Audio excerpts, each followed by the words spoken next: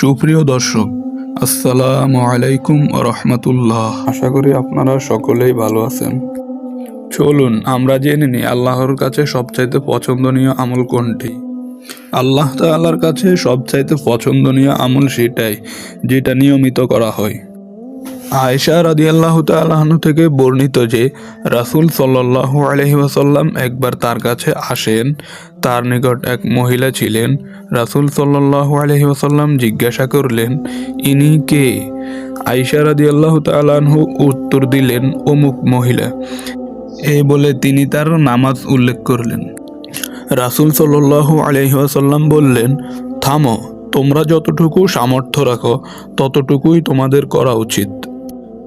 আল্লাহর কসম, আল্লাহ তাআলা ততক্ষণ পর্যন্ত সওয়াব দিতে বিরত হন না যতক্ষণ না তোমরা নিজেরা ক্লান্ত হয়ে পড়ো। সুবহানাল্লাহ।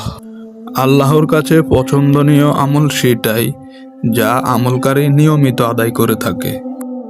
ধরেন আপনি প্রতিদিন 5 ওয়াক্ত নামাজ আদায় করেন, তাহলে সেটাও আল্লাহর কাছে পছন্দনীয় আমল, তাও অনেক পছন্দনীয়। আর যদি আপনি কোরআন তেলাওয়াত করেন প্রতিদিন, তাহলে সেটাও আল্লাহর কাছে অনেক প্রিয় একটা আমল হবে। আপনি যে আমলই করেন, মানে প্রতিদিন নিয়মিত যে আমল করবেন, সেটাই আল্লাহ তাআলার কাছে সবচাইতে পছন্দনীয় আমল হবে। সুবহানাল্লাহ। আল্লাহ তাআলা আমাদেরকে জাহান্নাম থেকে বাঁচার অনেক অনেক উপায় দিয়েছেন।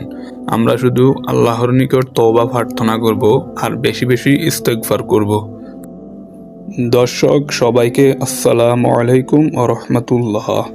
নতুন কোনো ইসলামিক ভিডিও নিয়ে আবারও দেখা হবে ইনশাআল্লাহ।